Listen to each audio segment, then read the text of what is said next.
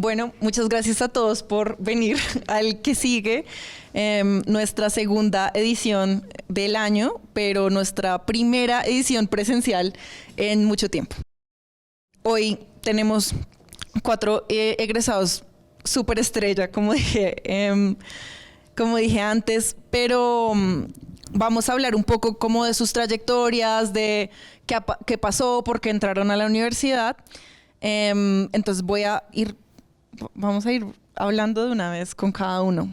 Yo creo que una cosa que hablábamos con algunos de ustedes antes de arrancar era cómo a veces uno entra un poco a estas carreras sin saber realmente uno a qué está entrando. Voy a hacer la excepción de Natalia, que Natalia tenía clarísimo a qué estaba entrando porque sus papás ya estaban en la arquitectura, pero arranquemos más bien por el lado en donde a veces no teníamos tan claro lo que nos imaginábamos que era diseño o arquitectura antes de entrar. Entonces, si quieren, arranquemos un poquito por ahí, como por qué entraron y qué les gustó de la carrera antes de pues, salir al mundo laboral. Entonces, si quieres, Hanna. Listo, gracias, Vale. Bueno, es una pregunta difícil, porque yo entré queriendo enfocarme en diseño de modas. Después me topé con que para uno estudiar diseño de modas uno tiene que poder dibujar personas y yo no puedo dibujar, o sea, de verdad, no, por lo menos personas no. Para estudiar diseño no toca necesariamente saber dibujar. Exactamente, que siempre es algo que me dicen como, dibuja tú. No. Pero de todos modos, digamos que como el enfoque no lo había encontrado en ninguna otra universidad y dije, bueno, pues solamente voy a presentarme a diseño, solamente allá, aquí en los Andes, entonces pues si pasamos es mi destino. Entonces un poco fue como echar las cartas y azar sobre la mesa. Ya después como de que dije, bueno, de pronto tal vez el diseño de modas no es algo a lo que yo me vaya a dedicar todo el tiempo. Encontré un diseño que me di cuenta que me gustaba más, que no había contemplado como un camino laboral, o bueno, como un camino, digamos, profesional de vida, y fue el diseño para comunidades, para y con comunidades. Entonces ahí encontré como un poco ese camino y ya después me dejé llevar, fui con el flow que iba dando la carrera. Gracias, yo creo que eso es algo además muy común y eso es algo que pasa mucho, hay muchos que entran y aunque sí se puede hacer como un énfasis en diseño de modas, yo creo que uno va teniendo una idea de una cosa y va como cambiando a otra. ¿A ti también te pasó algo similar, no, Juli? Sí, en mi caso fue que yo empecé en arte, o sea, yo empecé en otro mundo. Hice primer semestre de arte, hice 3 de arte, pero en el segundo semestre empecé a meter materias de diseño. Y nada, como que a medida que iba avanzando, como que me iba enamorando más del diseño y más como de esa parte de las personas, un poco más estratégico. Entonces ya como en tercer semestre dije, no, ya, voy a hacer el cambio y me cambié a diseño, ¿no? Tampoco sabía muy bien como que, porque era mi primer estudio, ¿no? Y pude hacer mi primer estudio en el tercer semestre. Y también como explorando qué era, porque no lo tenía claro, como que yo estaba en un momento de mi vida súper exploratorio, pero digamos que como que sentí más conexión con el diseño y por eso tomé la decisión de hacer el cambio. Y ahora para la mirada desde arquitectura, Julián. Yo comencé estudiando Relaciones Internacionales y Negocios Internacionales, que no tiene absolutamente nada que ver con arquitectura. Creo que salí del colegio completamente sin una orientación específica de qué quería hacer. En el colegio me gustaba mucho arte y pensaba que me hubiera gustado perseguir una carrera creativa, pero arte definitivamente no encajaba con la idea de hacer plata, que era también como un complemento de mi educación, que era importante. Y haciendo un curso de matemáticas avanzado en los Andes en verano, mientras estaba en la universidad en Canadá, metí un curso de arquitectura celebrando Gaudí 100 años, o 150 años, no me acuerdo muy bien, con Marc Janet. Comencé a hacer cosas en greda y maquetas y papeles y a cortar cosas de colores y comparaba eso que estaba haciendo en verano con escribir ensayos durante 3 días de 15 páginas sobre ciencia política, que era chévere, pero no tan divertido como estar haciendo maquetas en arquitectura. Me di cuenta rápidamente que me gustaría muchísimo más dedicarme tiempo completo el resto de mi vida a hacer ese tipo de actividad, ese tipo de creatividad, a el camino que estaba persiguiendo en ese momento. Entonces Después de 4 semestres en Canadá, Vancouver, que es lejísimos, muy remoto, volví a Bogotá a estudiar arquitectura. Que todos los caminos son válidos. Yo creo que el mío también fue más por el lado de no tenía ni idea. Yo pensaba que diseño era como construir sillas. Menos mal no era solo eso porque no me iba bien en eso. Me hubiera ido muy mal. Pero ojalá lo hubiera tenido tan claro como lo tuvo Natalia. Natalia sí nos va a dar la mirada contrastante a descubrir la carrera. Gracias por el optimismo. Yo tuve claro que iba a estudiar arquitectura porque crecí en una casa donde la arquitectura siempre fue importante y fue como uno de los pilares en mi casa. Cuando viajábamos, no íbamos a Disney como iban los niños chiquitos o como a parques y a jugar y a no sé qué, ni a la playa. En mi casa íbamos a ciudades y no mirábamos al piso, sino mirábamos arriba y mirábamos edificios y constantemente mi papá decía, mira, esto es no sé qué, esto es tal.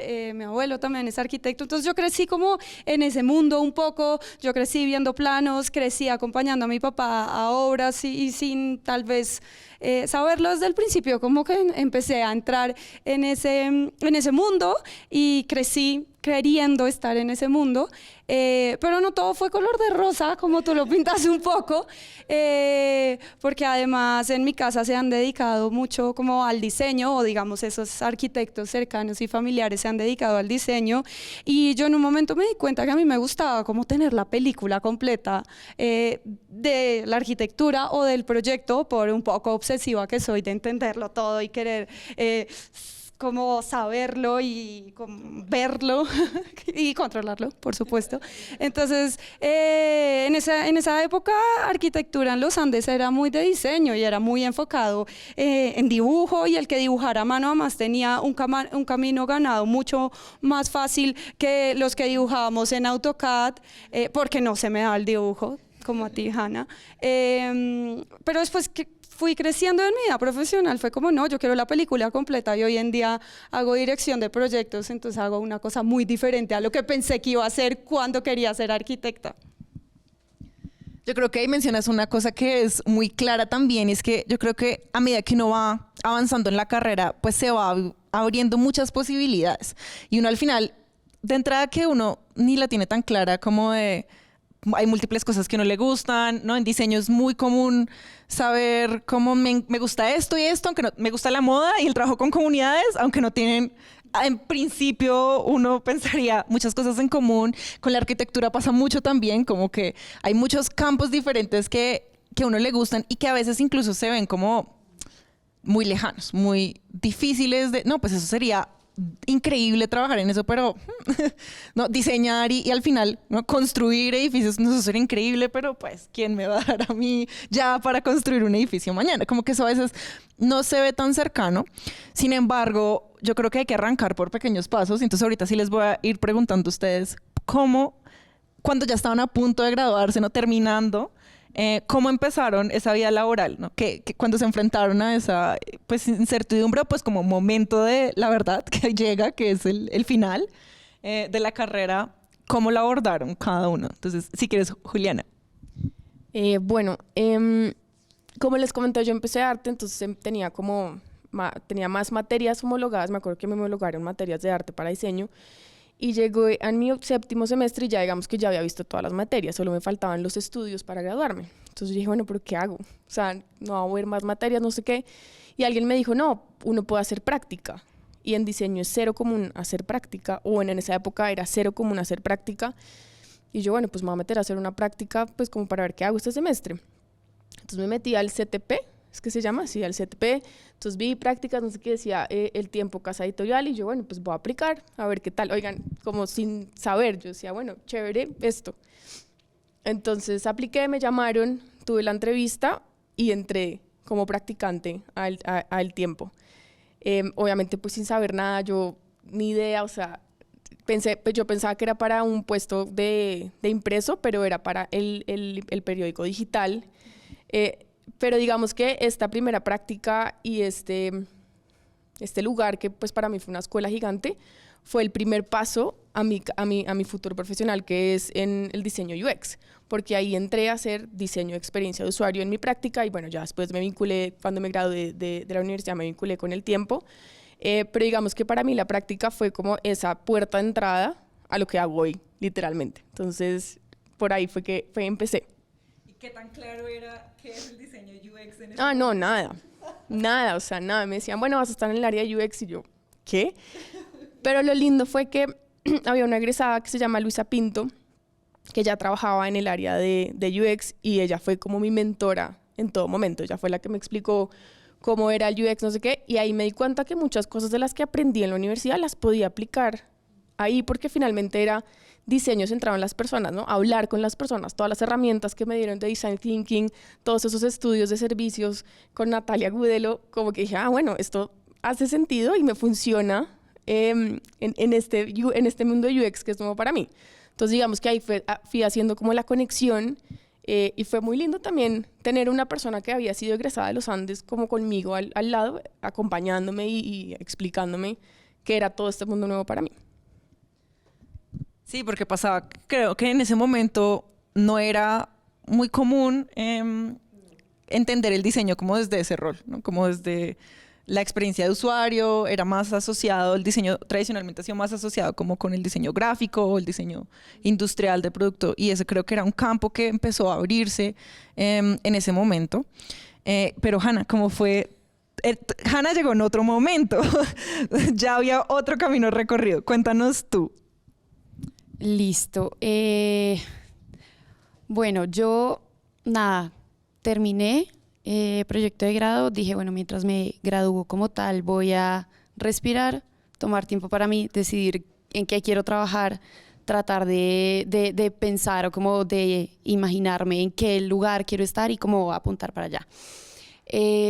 Yo la verdad es que nunca me imaginé, y yo creo que nadie que me conociera se imaginaría que yo iba a terminar trabajando con el sector público, nadie. Pero enos aquí y así empezó un poco como la trayectoria, como yo dije, bueno, tratemos consultoría, porque además, muy ligado a lo que tú dices, pues como que este diseño que nosotros estudiamos acá es como un poco etéreo afuera, ¿no? Entonces empiezan a preguntar, pero no, dime tú bien qué haces, como, ¿para qué me vas a servir aquí adentro? Entonces yo era como, no, mira, yo puedo hacer esto o esto. Entonces era como, ok. Entonces dije, no, vamos por el lado de la consultoría y entré a una consultora de comunicación estratégica y creativa. Y desde ese que fue como mi primer trabajo después de graduarme hasta el día de hoy, siempre he tenido proyectos con sector público. Entonces, también un poco es como entrar a la vida laboral, para mí es como pasar a la universidad otra vez. Es como volver a encontrar para qué soy bueno, qué cosas me gustan otra vez, volver a entender un poco cómo funciona este nuevo mundo al que uno está saliendo. Y siempre dejarse llevar como ok, por acá voy fluyendo, pues por acá sigo avanzando. Hanna, y es la hora de desmentir algunos mitos de diseñadores en el sector público. Hemos tenido arquitectos que en estas ediciones de Que Sigue, que trabajan en el sector público y nos han contado la importancia de tener la tarjeta profesional, porque en el sector público no los pueden contratar sin la tarjeta profesional y de eso depende toda tu experiencia. Es el momento de desmentir el mito. ¿Para diseño necesitas una tarjeta profesional? Para el diseño del que uno se gradúa acá, no. Si uno es diseñador industrial, sí. Pero si el título dice diseñador o diseñadora, no. O pues a mí no me la han pedido. Salvados por el loophole del título. Juliana, ahora cuéntanos tú, cuando estabas cerca al final, ¿a qué te enfrentaste? Porque tú igual ya tenías algunas experiencias con profesores, etcétera, dentro, digamos, durante la carrera, que yo creo que es otra de las cosas que es importante hablar, y es que no es como un vacío, ¿no? Uno no está en un mundo vacío, ficticio en la universidad, sino que tus primeros contactos son tus compañeros, tus profesores, ¿no? Como decía Juliana, luego ella entró donde había otra egresada que ya sabía, conocía como las metodologías que tú conocías y yo creo que eso también es importante entender, que en la universidad no es como una aspiradora aislada en un mundo experimental, sino que es parte de la vida real y luego terminas empezando a conocer ahí luego tus colegas y a tus primeros contactos. Yo creo que cuando me estaba graduando nunca pensé en qué iba a pasar después. Creo que mi prioridad era hacer la tesis que consume una cantidad de tiempo y de alguna forma botarme al ruedo del campo laboral para realmente ver en dónde podía aterrizar sin tener como una misión clara. Yo no tengo, digamos, arquitectos cercanos o, digamos, un camino que yo me pudiera proyectar, digamos, que iba a ser por este lado, pero sí tenía muchísima hambre de conocimiento y venía armado de las herramientas que nos había dado la universidad y que había hecho yo en mis carreras previas o en la carrera que comencé inicialmente. Tenía ya unas herramientas y de alguna forma ver de qué forma a alguien le iba a interesar lo que yo podía ofrecer a pesar de ser un novato completo en ese campo. Entonces entré curiosamente también al CTP. Ahí fue mi primer trabajo con una empresa que hacía productos arquitectónicos a base de fibrocemento. Es decir, la vaca lechera de ellos eran láminas de fibrocemento, entonces necesitaban vender aulas, casas, refugios, y yo era el encargado de diseñar la casa de 27 metros cuadrados, la casa de 37 metros cuadrados, la casa de 47 metros cuadrados, que era un trabajo que realmente no era nada de lo que imaginaba que iba a ser en arquitectura. No era un entorno arquitectónico, ni un taller, ni un estudio, ni un entorno creativo. Ellos necesitaban básicamente un output con el cual pudieran mover esto. No fue muy interesante, sin embargo sí fue muy interesante aprender sobre un sistema constructivo liviano.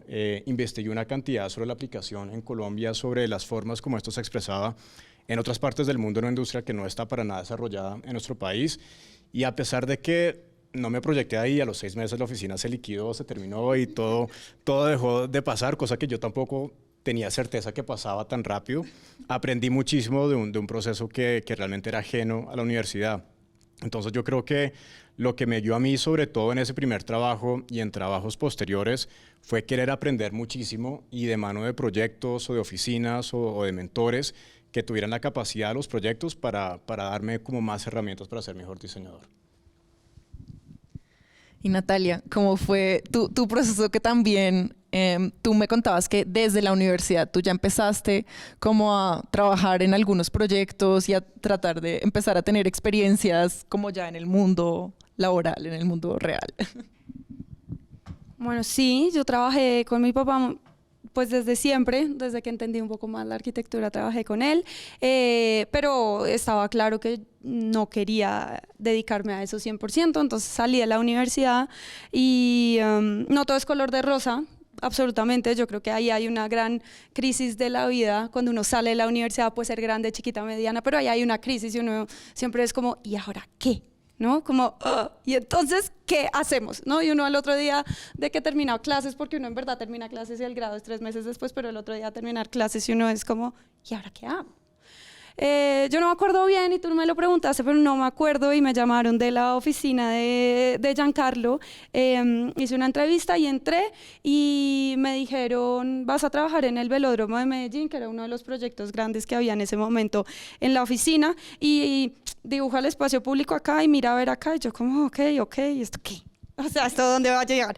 Y yo no sé, la vida tiene alguna forma como de mostrarle a uno un poco las cosas. Creo que igual hay que buscarlas, las cosas no le van a caer a uno del cielo, pero la vida tiene una forma de encontrarlas, y creo que hay que enfrentarse a retos y nunca tener miedo. Y yo decía como, ¿esto qué? Y yo llegaba a mi casa esas 2 primeras semanas y decía como, esto no me gusta. No tengo ni idea qué estoy haciendo ni para dónde estoy yendo, y había un montón de arquitectos en esa época en la oficina de Giancarlo y esto era gigante. Y una vez eso estaba dividido por arquitectura privada, arquitectura pública, y el jefe de arquitectura pública un día me dijo como, oye, no, la verdad es que tú no vas a trabajar en el velódromo de Medellín. Y yo como, ¿qué? la verdad es que tú me vas a ayudar a ver los proyectos que están dibujándose afuera de la oficina. Y yo como, ¿qué? ¿Cómo así que hay proyectos dibujándose afuera? ¿Dónde afuera? Pero bueno, sí, en ese momento había muchos proyectos y la oficina no daba abasto, entonces había como satélites de estudios de arquitectura que nos ayudaban a llevar los proyectos y entonces fue como, bueno, tú nos vas a ayudar, entonces coordina con esto y coordina con esto y coordina con esto. Y yo como, ok, hay una pintura, como hay un escenario más grande, hay como una pintura más grande, una fotografía más grande de eso. Y ahí fue cuando empecé como a entender que a mí me gustaba tener la película completa, y no sé, fue como una cosa un poco caída del cielo. Hoy en día todavía no lo entiendo, y cuando te lo estaba contando el otro día a manera de anécdota, y ahora que también lo cuento de manera de anécdota, es como hay que buscar las cosas un poquito. Y mi consejo a las personas que salen y tienen esa crisis de fin de carrera, que uno dice, ¿qué carajos voy a hacer? Nunca decirle que no a nada. No al principio, en todo caso, después de unos días, ok, es válido, no al principio, y votarse. Y no hay nada más rico que los retos, y no hay nada más rico que algo que a uno lo puye y como que le haga ir hacia adelante, y no hay nada más rico que sentirse incómodo, porque cuando uno está incómodo, como que se le alarga como el panorama. Entonces yo me sentía incómoda dibujando una cosa en un velódromo, que en mi vida había visto un velódromo. Yo no sé si todo el mundo sepa qué es un velódromo o cómo funciona, pero eso era una cosa de, como así, en Colombia hay velódromos, y me sentía incómoda. Entonces ahí fue llegando y fue increíble como decir, como sí, yo puedo, y irme por ahí. Que yo creo que ahí tocas un punto muy interesante, y es como a veces algo que también mencionaba Julián, es como darse cuenta como, pucha, porque me están dando unas responsabilidades muy grandes. Yo no sé uno que se imagina que al principio uno no es capaz de realmente asumir como responsabilidades reales, pero cuando le dan retos muy grandes y uno también un poco va sacando que uno sí sabe, uno se va dando cuenta a uno mismo que uno a veces es su mayor como que uno tiene dudas de yo sí, ¿a qué me voy a enfrentar? Y yo sí estaré preparado. Y no es sino que llegue un buen reto para que uno se dé cuenta como que, sí lo podía lograr. O que nos diga Julián, que nos va a contar luego a dónde pasó y el reto que asumió.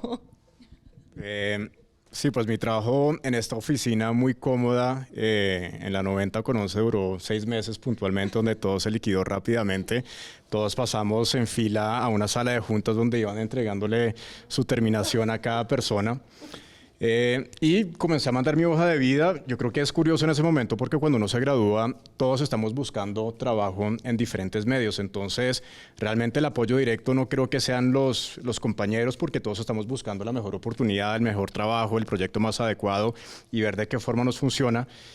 Pero uno conociendo gente en el medio después, viendo oficinas, ventilándose un poquito en el medio, comienza a ver qué personas están haciendo cosas interesantes y quién puede estar buscando trabajo.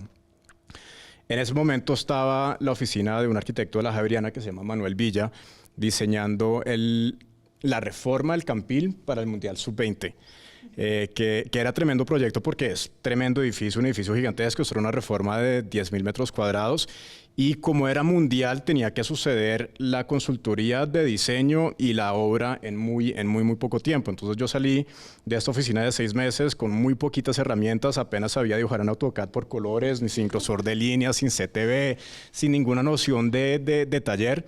Y llegué a la oficina de Manuel como creo que peor que recién egresado realmente, porque él tenía una dinámica y un ritmo y un rigor pues muy como la imagen de estudio que uno se imagina cuando sale a la universidad. Eso era entrar a las 8 de la mañana, salir a las 8, 9, 10 de la noche en el centro de Bogotá, en una oficina de personas completamente ensimismadas en dibujos y él mismo completamente ensimismado en su tablero, entregando dibujos por todas partes del trabajo que lo apasionaba a él y que teníamos que ejecutar nosotros.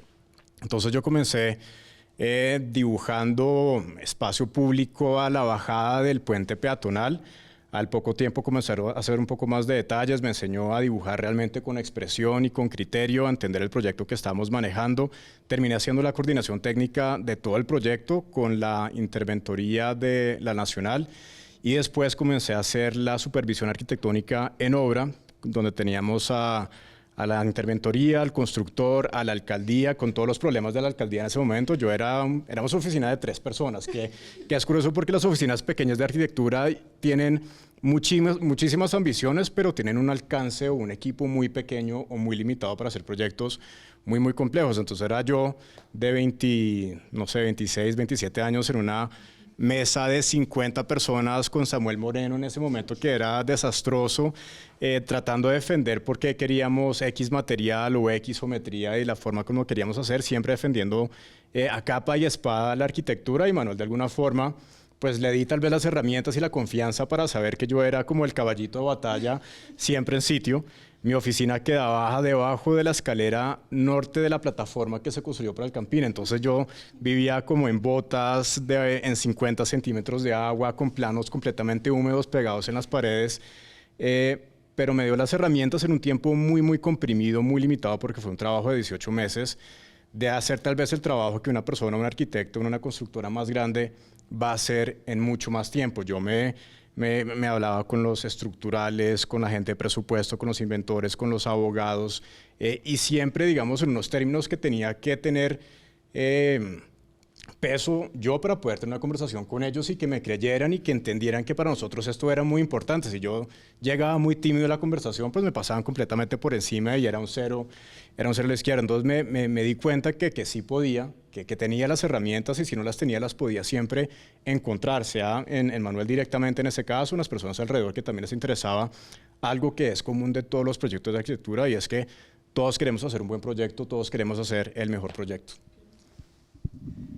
Y ahí lo voy a conectar con Juliana, que también cuando entró pues nos contó que entró al tiempo, y eso era una época, me corrige si no, pero pues un tiempo de gran cambio. O sea, cuando ella entró el área digital era más bien como una mirada secundaria, y pues hoy sabemos que el área digital de los principales periódicos es el área principal. Hoy en día ya más bien el impreso quedó en un segundo plano, y a ti también te tocó un poco empezar a asumir esos retos de escala muy grande de entrada muy rápido. Sí, digamos que me pasó un poco con lo que decías de Samuel Moreno, como que nosotras éramos 3 o 4 niñas en el UX, como empezando en el tiempo, como explorando esto, diciendo, oigan, no, tenemos que hacer una buena experiencia de usuario para eltiempo.com, para los portales, y nos tocaba ir a pelear a la redacción con estas vacas sagradas de periodistas que llevan 30 años en el tiempo, que siempre han pensado primero en impreso, a decirles como, no, oigan, es que tienen que pensar primero en digital. Obviamente eso fue una cachetada a nosotras, pues porque más o menos les estábamos diciendo que replantearan todo su modelo de cómo crear periodismo a volcarlo a una plataforma, pues a la parte digital, y dejar un poco de lado el impreso. Entonces digamos que también tocó un poco con las uñas, como, a ver, si quieren tener más conversión en la parte digital, tienen que empezar a pensar en digital. No nos podemos quedar en el papel. Obviamente es muy lindo, es muy romántico, a mí me encanta leer en papel, pero sí me tocó como toda esta parte de transformación digital de esta empresa que es súper tradicional y que fue pues todo un reto, que el área digital no le creían mucho, y como empezar a ver cómo todo empieza a cambiar, ¿no? Como toda la gente empieza, obviamente es un negocio, van a mirar dónde está la plata, dónde está el futuro, y también fue muy lindo eso, ¿no? Como ver cómo estas personas empezaban a pensar más en digital y decir, bueno, oigan, si tenemos que modernizarnos, entre comillas, un poco, porque si no nos vamos a quedar atrás, ¿no? Teníamos muy de referente el New York Times, el Washington Post, todas estas salas de redacción, que ya hasta la misma arquitectura de las salas de redacción empezaba a cambiar para que todo estuviera volcado a la parte digital. Entonces ahí fue lindo como ver esa transformación, que todavía sigue pasando, pero como estar ahí en vivo fue chévere. ¿Y el equipo creció un montón? Sí, el equipo creció un montón. El equipo creció un montón, éramos 4 y terminamos de UX. Terminamos siendo como 10 en ese momento. No sé ahorita cómo estén, pero cuando yo me fui, sí, obviamente estaban creciendo mucho porque necesitaban más diseñadores. Bueno, Hanna, y tú entonces entraste a una consultora, pero un poco en otro lado, como desde comunicaciones, pero tú nos contabas que te tocaban cuentas del sector público, y luego, ¿cómo hiciste la transición? Bueno, es que realmente eran las dos dueñas y yo, o sea, yo era en ese momento, sí, ajá, exacto. Sí, entonces, claro, entre ellas dos como que manejaban como las más grandes, las que requerían, digamos, como más cosas, y a mí me dejaban como unas muy específicas. Entonces, digamos que eran como temas al comienzo que yo decía, bueno, esto no era lo que yo me imaginaba. No sabía que como que habían consultoras que se dedicaran específicamente a ese tipo de comunicación como tan asertiva, que era como, ok, hacemos campañas, pero también entonces dentro de la campaña metían un montón de cosas que, claro, cuando uno ve el diseño acá, digamos que uno tiene una mirada general de todo, pero de uno depende hacer como el zoom en cada una de esas áreas. Pues yo no había hecho zoom ahí, entonces claro, llegué a encontrarme con un montón de cosas, no solamente diseño gráfico y editorial, sino también un montón de marketing, community manager, relaciones públicas, de todo. Y digamos que eso fue como una de las primeras, sí, uno de los primeros totazos que me di contra la pared, y fue como darme cuenta de que para uno poder hacer este tipo de proyectos que requieren de diseño, uno no necesariamente necesita que lo entiendan a uno en cómo uno funciona y cómo uno hace las cosas, sino como que todo engrane para que al final todo tenga coherencia. Entonces, claro, ellas dos, una socióloga, la otra periodista, no entendían como muy bien qué era lo que yo estaba haciendo, como porque, digamos, como enfocaba las investigaciones de consumidor como de esa forma, pero decían, bueno, lo que encontraste no sirve, entonces lo metían. Era como, ahí dije como, listo, el proceso es algo importante, pero que también en contraste como con el resultado que dé y cómo ese resultado se ancla a los resultados de los otros, pues va a seguir andando independientemente de cómo fue que llegué allá.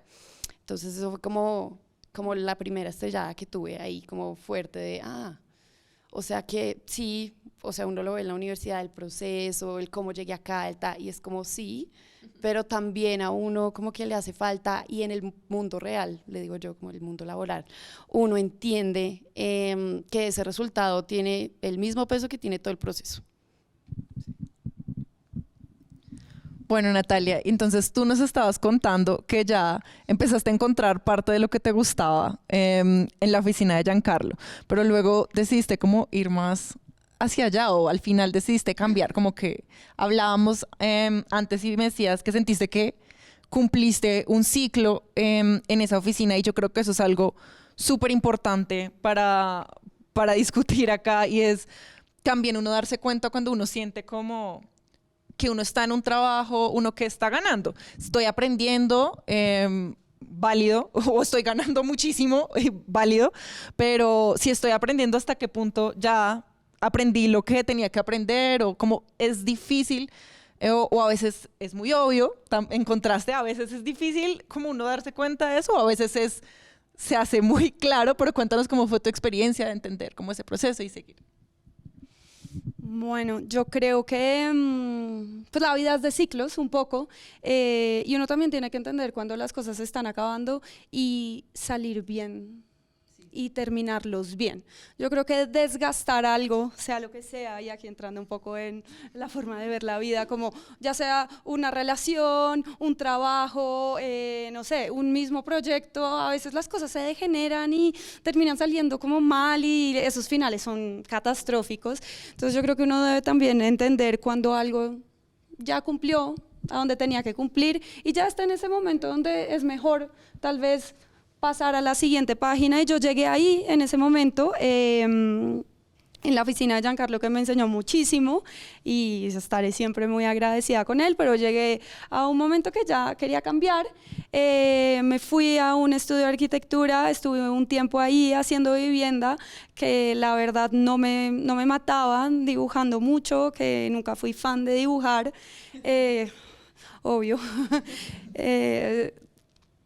Y después un amigo mío me llamó y me dijo que se había ganado el concurso de las murallas de Cartagena, que si lo hacía con él, el proyecto, que él vivía en Londres, que si yo lo hacía en Bogotá, y hacíamos una oficina pues para hacer esto y hacíamos más concursos, y yo como wow, ok, esto es darle otra página totalmente. Pero bueno, es entender y es enfrentarse un poco a esos retos, y también entender cuando ya llega un punto donde uno tiene que pasar la página, después enfrentarse a otro reto, y está bien. Y yo tuve ese momento de entrar a una oficina que yo decía, esto no me gusta, y lo intenté y estuve ahí un tiempo y no me gusta, y volví a salir bien de algo que no era lo mío.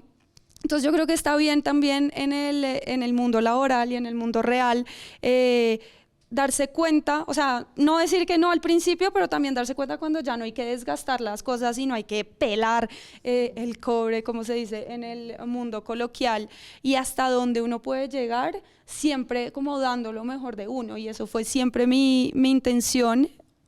Obviamente soy una perfeccionista loca, como se puedo dar cuenta, pero bueno, es entender eso, y es entender uno hasta dónde puede llegar y hasta dónde puedo dar lo mejor de mí para cumplir un reto. Y está bien también no poder, intentándolo, sin duda. O sea, yo no creo que uno pueda decir como, ay, no voy a hacer eso, pero bueno, lo intenté y no lo logré.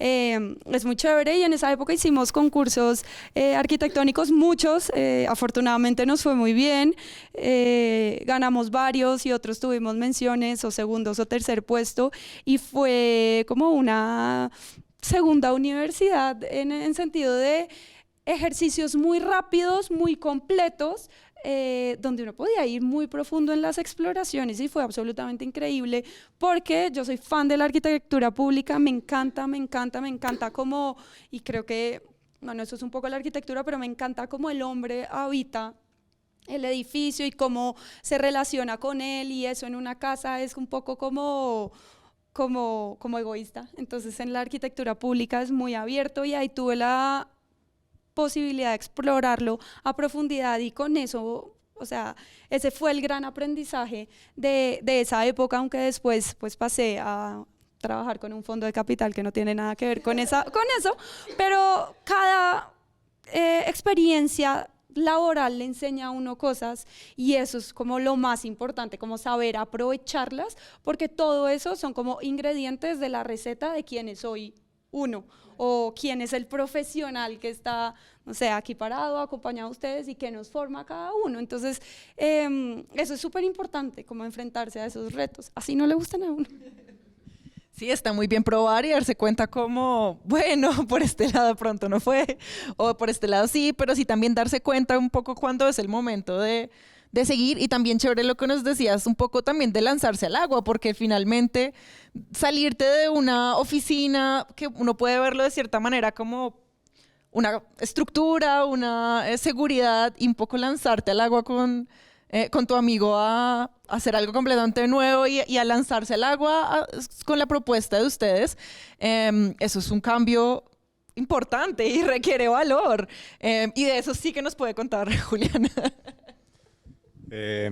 Sí, yo también me lancé al agua tiempo después. Yo estuve trabajando en 3 oficinas en Bogotá. Trabajé con Manuel Villa, después trabajé con Rodrigo Samper y después con Guillermo Arias.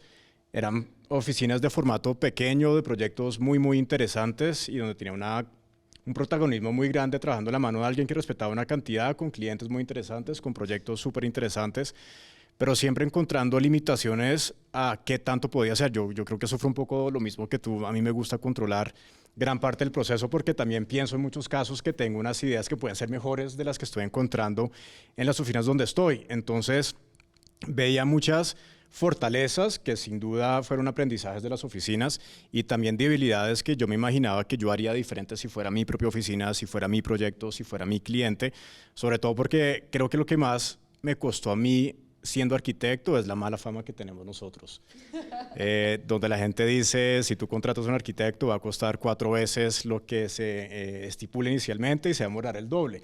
Y arrancar con esa premisa, aparte del cliente, es arrancar con una desventaja muy, muy grande, y siempre me preocupé en qué podemos hacer nosotros para desmitificar ese trabajo de los arquitectos y realmente formalizar algo que depende de muchas cosas tremendamente informales.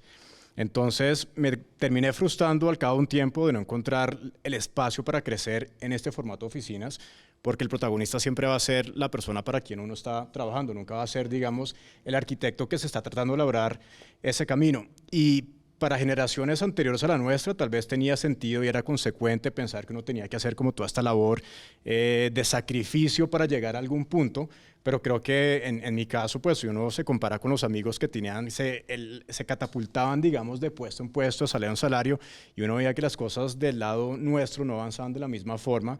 Me di cuenta que si yo quería seguir siendo arquitecto, tenía dos alternativas, o era seguir trabajando por clientes y por estas oficinas, o irme a una constructora más grande donde podría tener un mejor salario, más seguridad, mayor proyección financiera, pero realmente no tener la capacidad de ser diferente y de ser, digamos, destacado en lo que está proponiendo, que sí tenían las oficinas donde estaba. Entonces llegó un momento donde ya fue imposible seguir trabajando en ese formato, me di cuenta que ya no da más. Tenía siempre proyectos independientes y decidí en ese momento lanzarme al agua y ser independiente. Y ser independiente cuando tú dependes de tu arriendo, de tus ingresos, no de tus papás, para, digamos, seguir manteniendo un estilo de vida y una vida que vienes cultivando. De la nada que eso dependa de algo que no tiene ningún tipo de certeza es difícil y fue muy difícil, pero al cabo de un año terminé constituyendo mi oficina y cumplimos 5 años el año pasado de crecimiento, aprendizaje, de proyectos muy chéveres y de consolidar un portafolio que ha valido la pena. No es inmediato, la gratificación toma mucho tiempo, pero la convicción y la pasión ha siempre sido la gasolina con la cual día a día uno se levanta y hace sin ni siquiera pensarlo. Siguiendo en este mismo punto de cómo identificar cuándo se cierran los ciclos y buscar algo más, entonces ahora les voy a preguntar a ustedes dos, si quieres primero Hanna y luego... Bueno, digamos, desde el comienzo.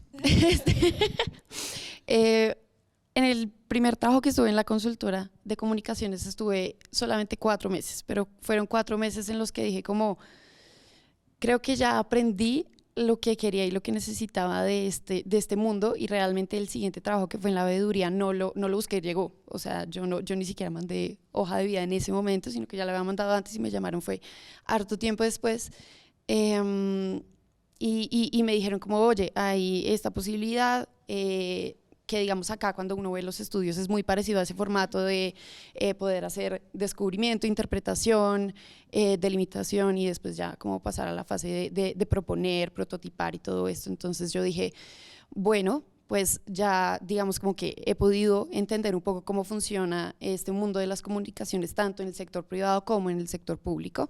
Y nunca había tenido como la oportunidad de experimentar cómo corría, digamos, toda la metodología de pensamiento de diseño de servicios y Human Centered Design en el sector público.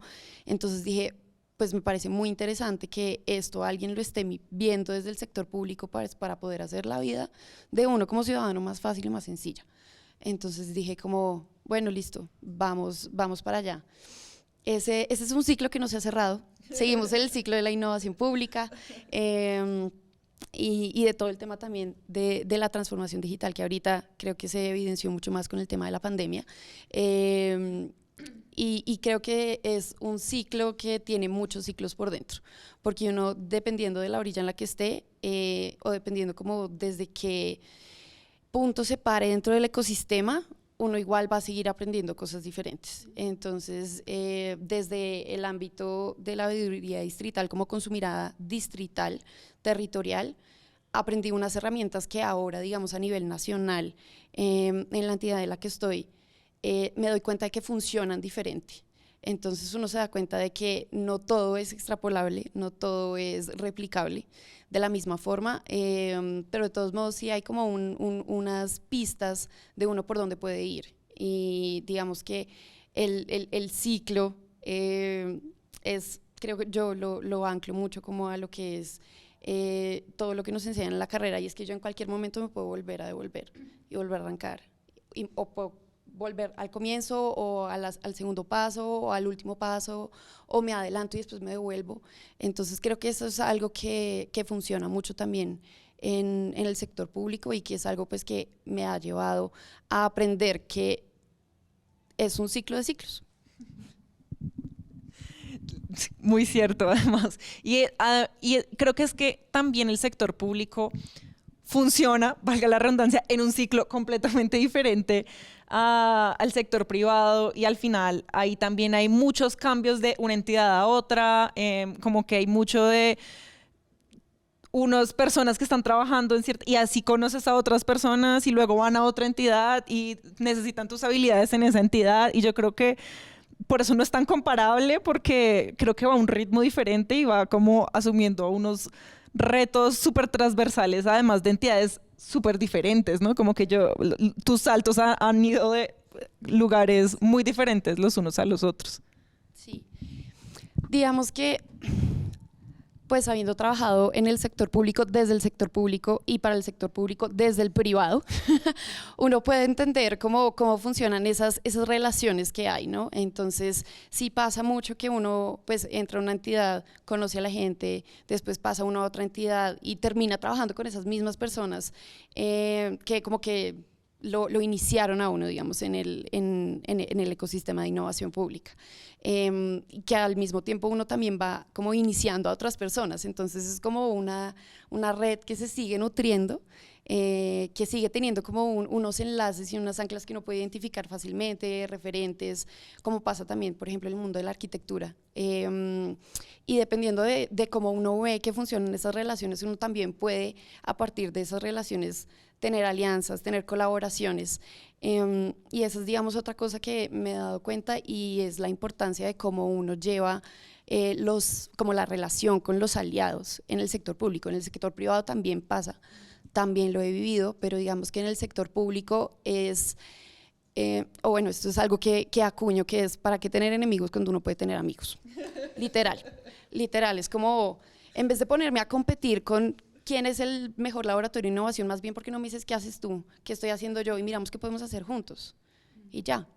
Entonces eso digamos que también es parte de que se sigue retroalimentando como todo lo que está pasando en el ecosistema. Entonces uno nunca termina de entender o de tener esa imagen completa de todo. Sí, yo creo que eso también se puede conectar un poco con tu caso, tu experiencia, Juliana, que también cuéntanos tú también cómo identificaste que se acababa un ciclo y cómo finalmente también esas relaciones que se van, uno como que lo van llevando a otros lugares. Sí, digamos que después de siguiendo como la cronología, después de mi primer trabajo, como que poco a poco uno ya empezaba a ver más estos diseñadores UX apareciendo, ¿no? Como, no, ahora hago UX, y yo también. Éramos comunidades de, no sé, 20 personas, y empezaban a conocerse más, y ya digamos que el ciclo, lo que tú dices, ¿no? Como que la vida, uno ya, listo, se me cumplió el ciclo, y pues LinkedIn es mágico, y empiezan a llegar ofertas laborales, y ahí cambié de trabajo y me fui a trabajar en seguros. O sea, nada que ver. Pero bueno, digamos que era un reto, era un buen salario, dije, bueno, ¿por qué no?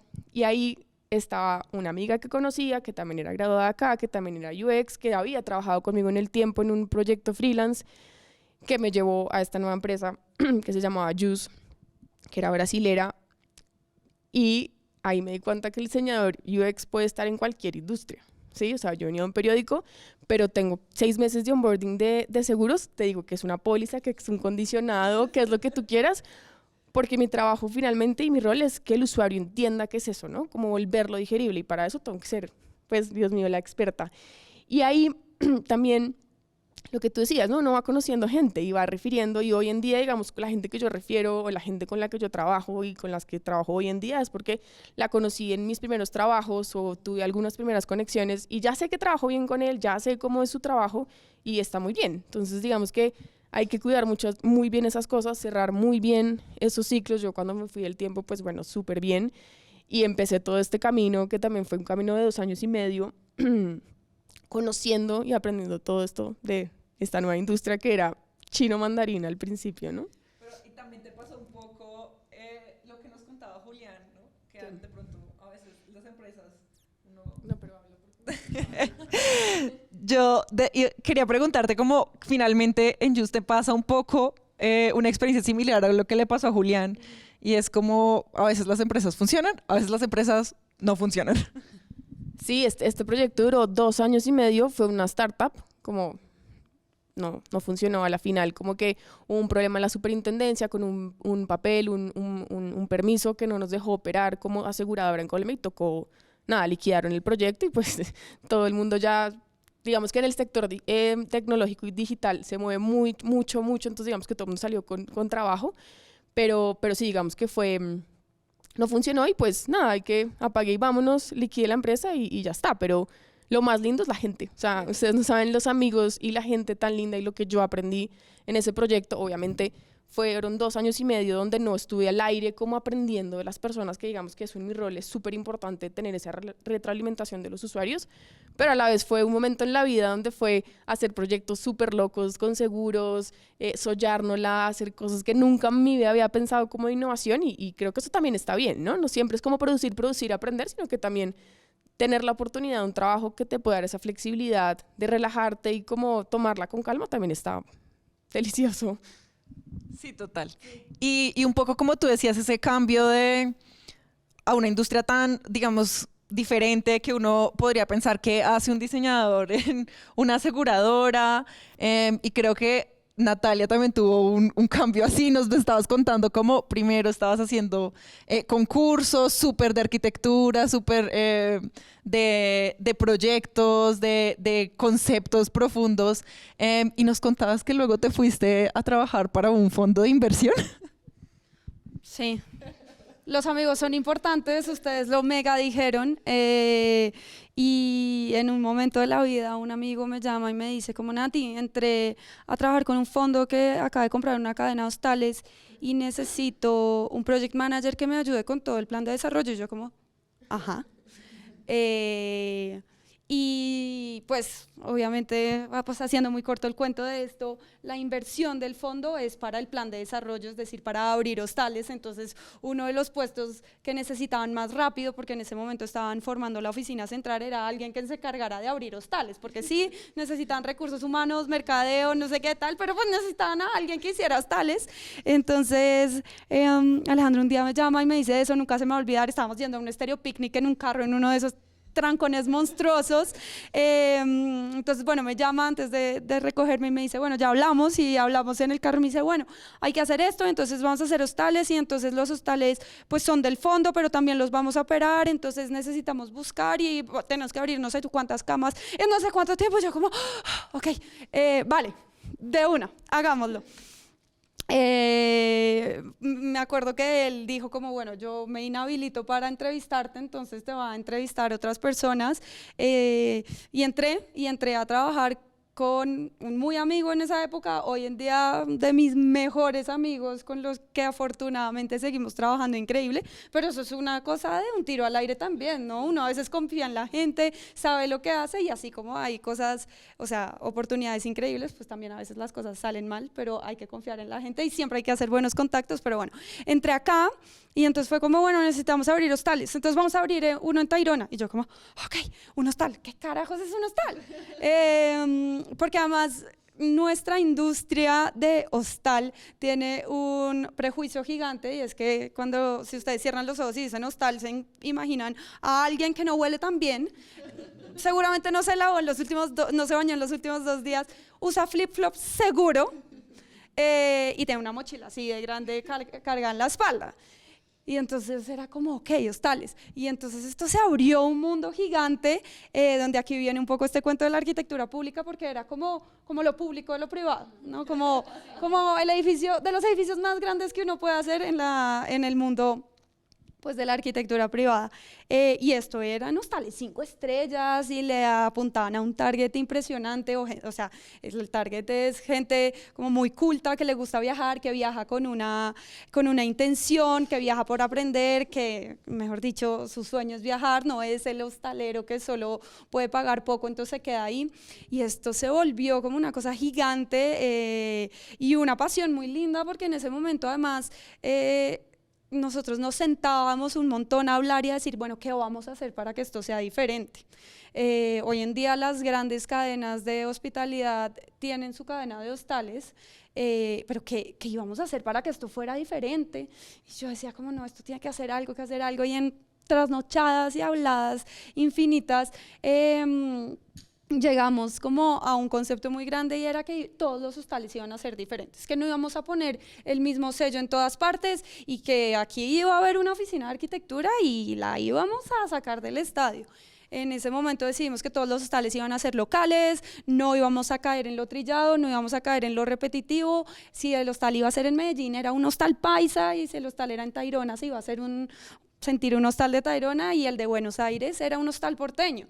Y cómo íbamos a hacer eso, tal, y entonces empezamos ahí como a construir un poco este sueño que se volvió personal y donde me empecé a poner como la camiseta y el saco y la chaqueta, y era como, bueno, ¿cómo lo vamos a hacer? Y entonces decidimos siempre trabajar con arquitectos locales. Nunca contratamos a gente que no sea del lugar donde llevamos a abrir, y eso como que me ha abierto un mundo increíble. Y hoy en día, y creo que yo te lo mencionaba cuando lo hablamos, hoy en día hay dos cosas increíbles de mi trabajo. Uno es poder entender el proyecto desde de dónde viene la plata, porque cuando uno trabaja en un estudio, uno ya le ponen un encargo, ¿no? Como quiero esta silla, o quiero esta casa, o quiero este edificio, pero como nosotros mismos pues hacemos la estructuración, era como, bueno, ¿de dónde viene la plata? ¿Cómo vamos a hacer para que esto dé? Porque entonces esto es como, bueno, si este edificio vale X, entonces necesitamos tantas camas, y si las camas cobran tanta tarifa y la ocupación es esta, entonces vamos a tener el presupuesto de tanto. Listo, Natalia, el presupuesto sí puede ser de tanto. Listo, háganle. Y entender como toda esa big picture de la que hablo. Y lo otro es tener la posibilidad enorme de trabajar con gente pues de todas las disciplinas y de muchas nacionalidades. Eso es increíble y absolutamente enriquecedor.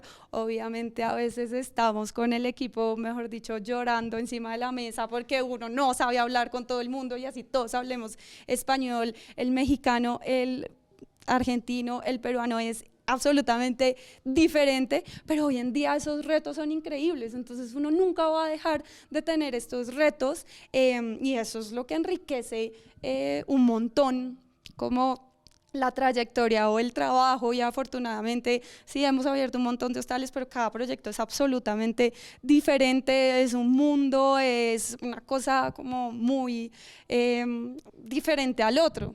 Entonces ahí está como esa riqueza, y pues sí, trabajo en un fondo de capital, pero igual hago proyectos únicos y muy diferentes. No estamos poniendo un sello ahí en diferentes ciudades. ¿Y qué es lo que te apasiona? O sea, finalmente encontraste que Project Management es lo tuyo. Sí. Bueno, y Julián, cuéntanos entonces ahora, desde tu firma, que claramente es una experiencia, como nos decías, muy diferente, y que ahora sí estás pudiendo lograr hacer esos proyectos que quieres hacer. ¿Qué retos estás enfrentando hoy? El reto más grande, primero, fue hacer empresa, que yo creo que es algo para lo cual la facultad definitivamente o la arquitectura no te prepara, no tener que tener conocimiento contable, y realmente es muy sencillo cuando uno ya lo entiende en retrospectiva. Digamos, digo mucha hueva la cantidad de errores que cometí, porque realmente es muy sencillo, pero nadie se lo explica y no hace parte del universo de ideas y de obligaciones que uno asume haciendo arquitectura. Uno siempre piensa que hacer arquitectura es hacer un proyecto agradable, que el cliente esté contento, que las cosas funcionen bastante bien, pero no digamos todo ese rigor que tiene que ir acompañado al hecho de tener una empresa constituida y lo que eso implica para el funcionamiento día a día. Entonces yo creo que eso ha sido un reto grandísimo, y yo creo que siempre tenía presente que las empresas constituidas tienen como ciclos de 3 a 5 años. Si uno sobrepasa los primeros 5 años es porque efectivamente ha logrado sobrevivir los errores gigantescos que uno comete arrancando, y sin duda los cometimos. Yo creo que siento muy orgulloso de haber sobrepasado esas primeras barreras. Creo que otro problema, otro reto muy grande es cómo uno mantiene efectivamente alimentada el ciclo de proyectos que tiene la oficina. Finalmente, pues yo soy un aparecido en este escenario, como muchas otras oficinas de personas muy talentosas haciendo proyectos con diferentes perspectivas, con unos nichos que se van generando como un entorno de trabajo alrededor. cómo mantengo mes a mes, año a año, el flujo de trabajo no solamente interesante, sino de proyectos que nos alimenten cada vez más para que la oficina para que tenga viabilidad. Y creo que he encontrado en eso un reto muy grande, en mantener un equipo y manejar un equipo y que ellos entiendan y trabajen de la forma como yo aprendí a hacer arquitectura, comunicar eso de una manera eficiente, ha sido un reto gigantesco. Convencer a los clientes que confíen en uno y en nuestro equipo también es muy difícil porque la gente no confía inicialmente, son proyectos muy largos, cuestan muchísima plata, son muy difíciles de llevar a cabo. Tú me estabas contando que trabajas en Cartagena y pues trabajar en Cartagena tiene unos retos gigantescos por distancia, por la calidad de mano de obra. En experiencia ha sido muy difícil que un muro quede aplomado en Cartagena, los muros arrancan así, terminan así. Y realmente uno cuando llega a ver esas cosas, pues en AutoCAD la línea es perfectamente recta y uno no entiende cómo eso no se puede traducir a una realidad constructiva.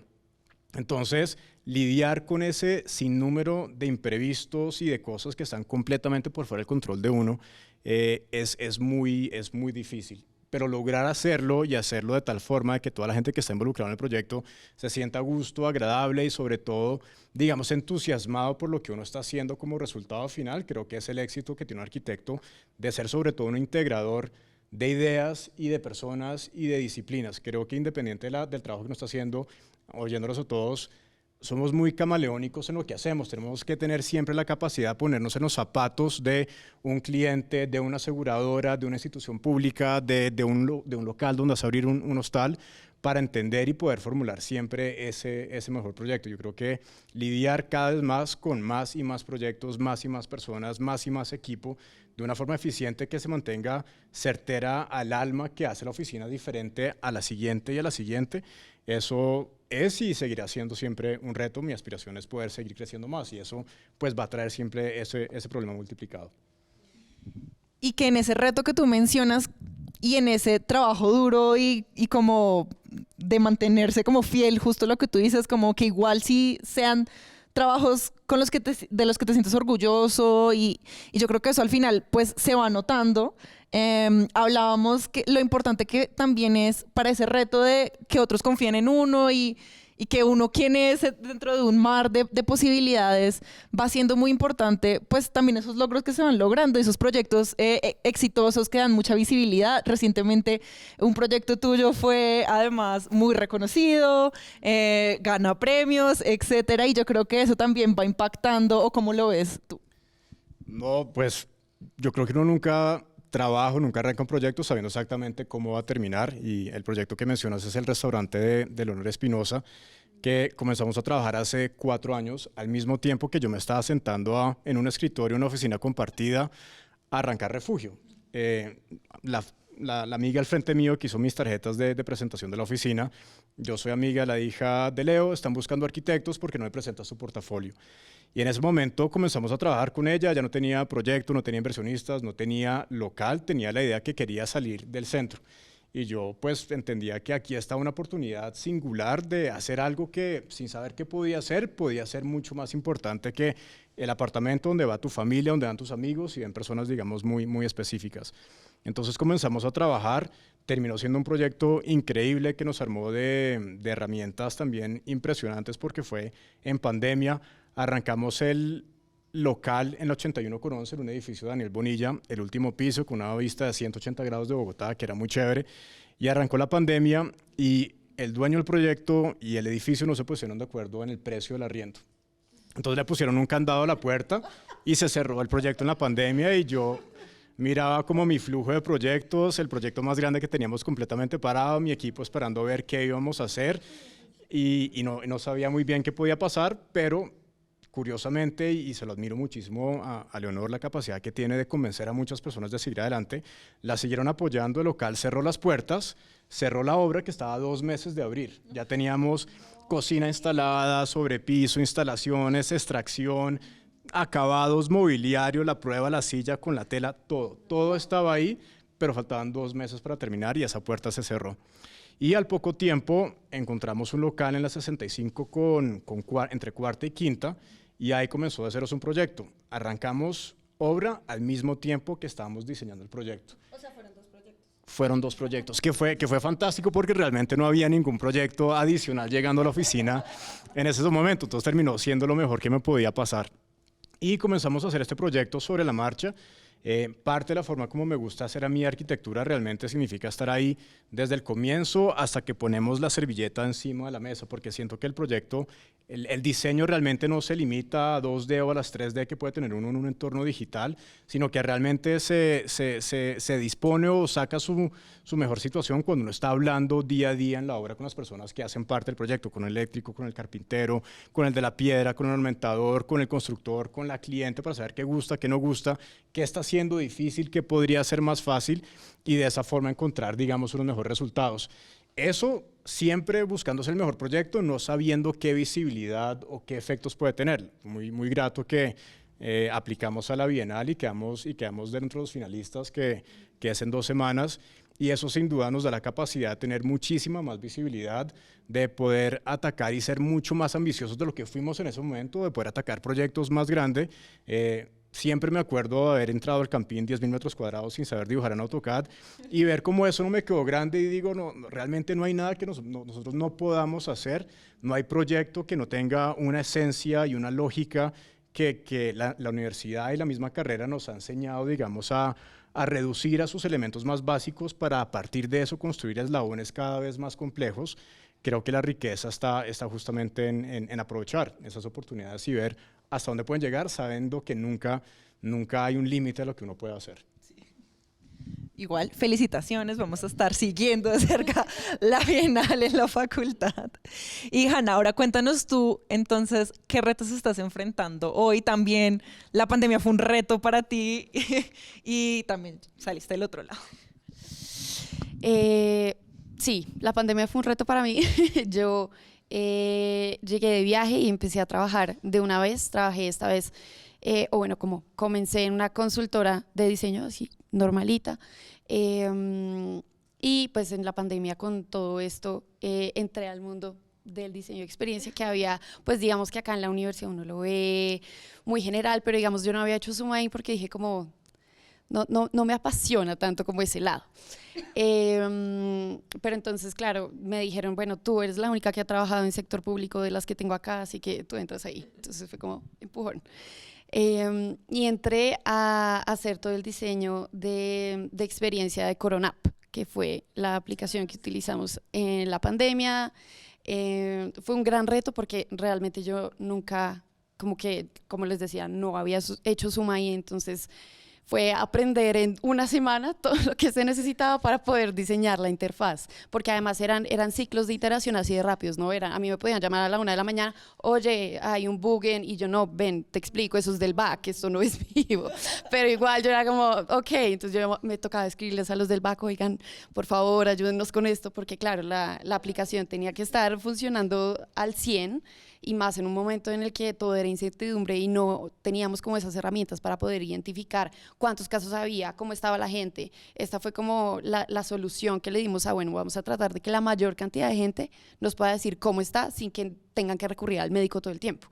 Entonces eso fue como uno de los primeros retos, entender que en el sector público no hay horarios. No hay horarios, pero hay límites. Entonces uno dice como, ok, me pueden llamar, así como me pueden llamar a la 1 de la mañana, me pueden llamar a las 6 de la mañana, puedo tener reuniones seguidas todo el día, pero también hay un momento en el que uno dice como, listo, si esto va a ser así, entonces mañana, mediodía, no voy a estar. Y digamos que esos son también como retos que uno asume cuando uno dice, bueno, vamos a trabajar en un gran proyecto, que supongo a ustedes también les ha pasado, sea sector público o no, cuando uno está como poniendo 100% de uno para algo, porque uno dice, esto va a hacer que la gente tenga una mejor experiencia, que la vida de la gente sea más fácil, o sea, más amigable. Uno dice como, lo vamos a hacer, le metemos la ficha y nos ponemos la camiseta, el saco, la chaqueta, todo. Pero también hay un punto en el que uno dice, hasta acá llega como ese límite de el día tiene 24 horas y uno tiene que tener tiempo para dormir, para comer, para trabajar. Entonces ahí uno empieza a dibujar y a trazar muy claramente esos límites que uno debe tener en el sector público, que fue el segundo reto que tuve, ¿no? Entender cómo va y el ritmo al que va, porque va a 1000, pero también poder decir, si esto no se hace hoy, se puede hacer mañana, no pasa nada. O sea, no se va a caer el mundo, no se va a morir nadie, las cosas se van a solucionar, pues cuando toque solucionarlas y fin, y punto.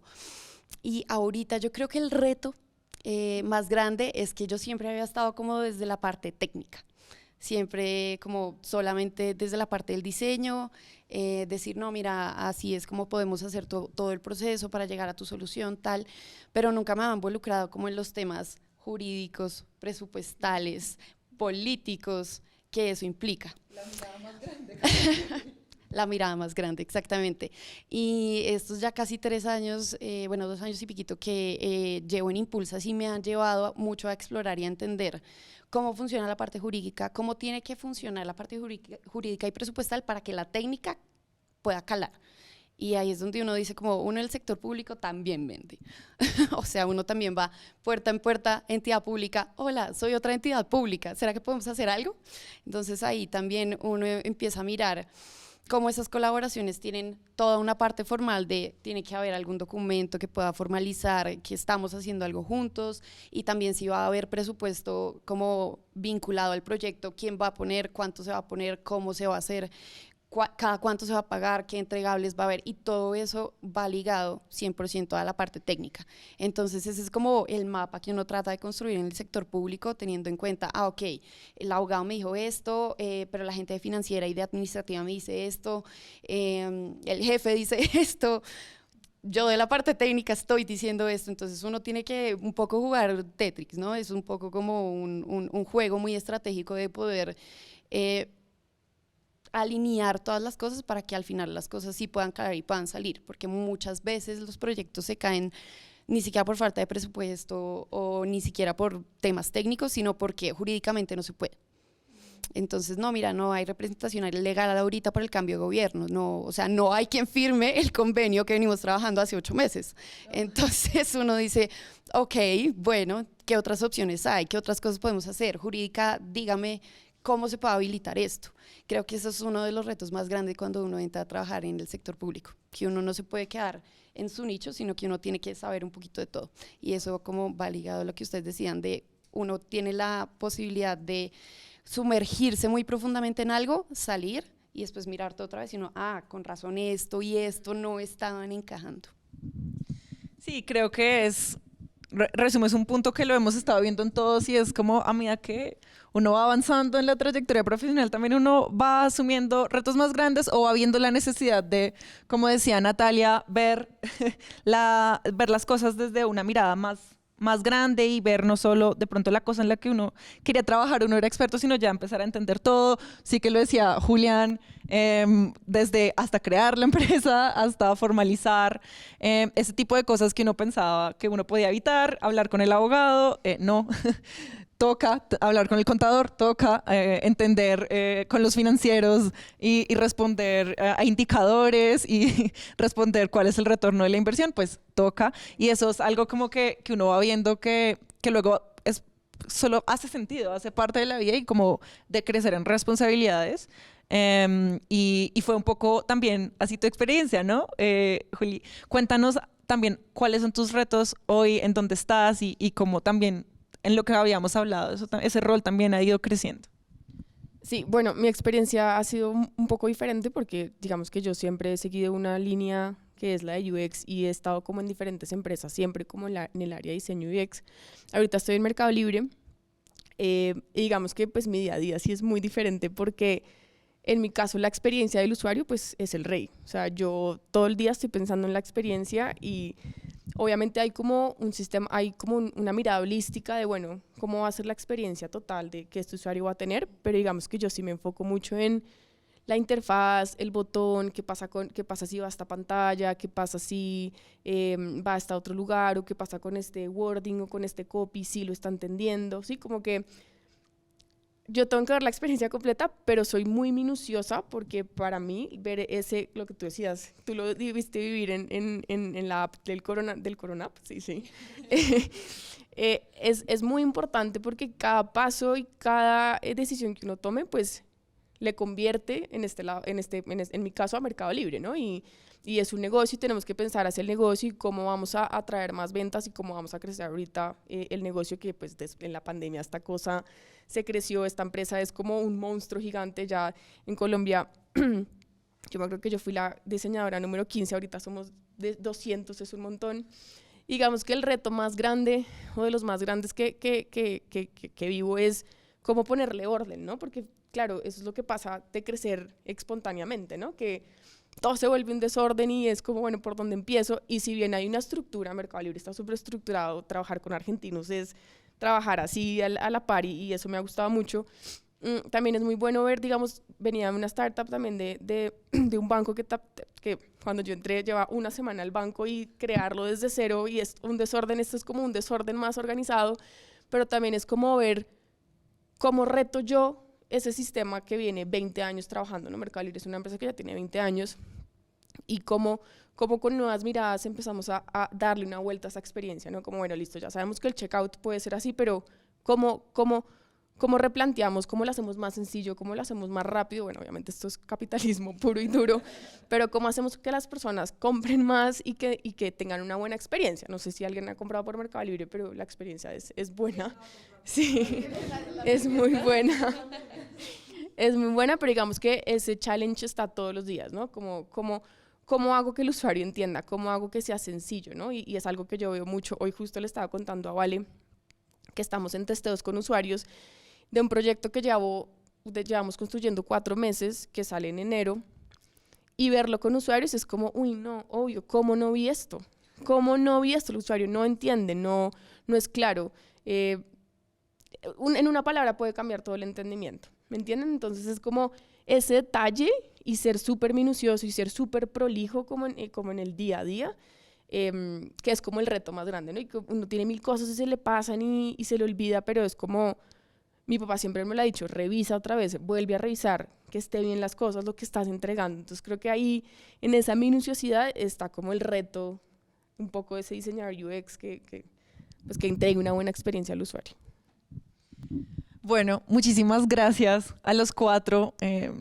Yo quisiera quedarme hablando. Además, tenía más preguntas por hacerles, pero sé que ya estamos sobre el tiempo y en este caso no nos podemos extender más. Pero me parece increíble tenerlos, de verdad. Muchísimas gracias y poder mostrar todos los caminos diferentes que puede tomar el diseño, la arquitectura. Ustedes, a través de sus experiencias, lo hemos podido ver, que también lo que decías, uno se vuelve camaleónico, como si me toca hacer PR, vamos a hacer PR, si vamos a hacer diseño de usuario y lo vamos a defender ante los que nos toque defender, porque también cuando se traen como estas miradas, de pronto a veces no siempre, ¿no? El mundo y el entorno está súper listo y está bien tener que defender, ¿no? Que la arquitectura, ante el que fuera, tenía que ser, que importa y que los detalles importan y que el material sí hacía una diferencia, y yo creo que esas cosas aportan muchísimo, lo forman a uno muchísimo y hacen que uno se sienta al final orgulloso y que tenga satisfacción de lo que hizo. Y de los caminos que recorrió, así si uno probó algo que no le gustó, también de eso uno aprende mucho. Eso es algo que siempre hablamos con los aspirantes y con los estudiantes acá, y es estas carreras y los nuevos pensum son muy flexibles, justo para que puedan probar muchos campos, incluso desde la universidad, probar muchas ramas diferentes. Lo que tú nos decías antes, los programas que ustedes vieron de arquitectura eran mucho más centrados mucho más específicos. Hoy en día esos cambios han ajustado y para que puedan probar esas cosas desde antes y darse cuenta que, por ejemplo, yo que pensaba que iba a hacer sillas y a la primera clase de maderas me di cuenta que eso no era lo mío. Afortunadamente me di cuenta rápido, pero como que es incluso cosas que uno puede explorar desde la universidad. Pero es muy chévere ver que además, y es como el mensaje con el que quiero cerrar, en ningún momento se están casando para toda la vida con una cosa. Todos los caminos son correctos. Si desde que salen por coincidencia terminan en el área de UX y se dan cuenta que les encanta y les apasiona, y como Juliana que lo siguió a través de toda su carrera, eso es un camino súper válido y uno puede hacerlo, pero también está perfecto cambiar de roles todo el tiempo y un día dedicarse a concursos, otro día dedicarse a un tema de project management, otro día de PR y entender también que esa angustia de final de carrera también es como calma. Uno igual puede cambiar, uno se puede ir reinventando.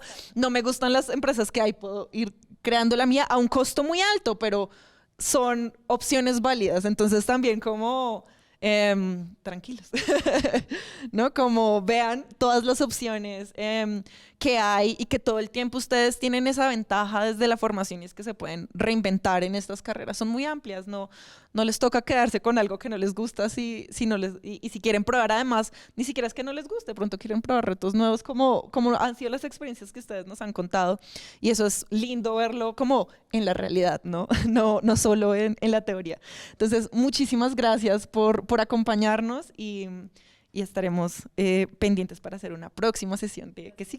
Muchas gracias.